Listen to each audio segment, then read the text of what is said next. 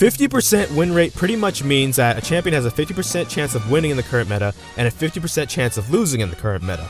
But certain champions, because let's say what they do, like in Gyspylord's example, he said Vi at balance, her 50% is probably 48% because of what her kit does, especially her ultimate, that if she's ever actually at 50%, she's actually more like at 52, 53%, and she needs to be kind of toned down. On the flip side of the coin, still using Gyspylord, he said a champion like Jinx, for example, a champion that has been mained, has a high player base, and has been played for quite some time, has now a player base that is experienced enough to win even when they nerf that champion or if that champion's not in the meta. So there's certain champions like her as well, like Yasuo, Riven, Lee Sin, etc., that their 50% is actually more towards 52%.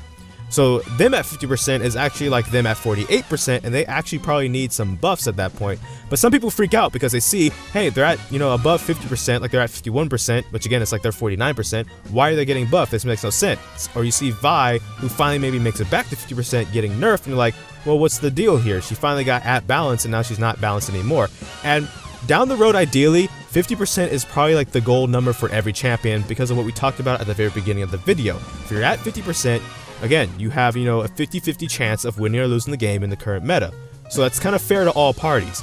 But because of what certain champions do, or because of how much experience certain champions' player bases have because they are mained, that might not always be the case. Furthermore, a thing about certain champions, like Jinx for example, she didn't really get that huge of a buff. It was a competitive aim buff because she's only been played in about 20 games, out of like 1,000 games over the course of both spring and summer across the regions, and she only won about 4 of those games. It's only like a 20% win rate. But on top of that, it was only as like a love tap buff to the Super Mega Death Rocket. It wasn't something like super crazy like damage or cooldowns or anything like that, but the issue is a lot of Jinx's counters at the time also got nerfed. So that's another thing I want to just bring up about win rates is there are times where a champion seems really strong and the nerf wasn't really that big, and it's more so an issue of the things that counter them maybe aren't good against them anymore. Jhin, Ashe, they got nerfed and they were considered Jinx counters at the time. Twitch, meanwhile, is considered kind of like an old school Jinx counter, but he, and especially in my games, he's been turning up more in the jungle than in the bottom lane, so that's not something Jinx players kind of have to worry about.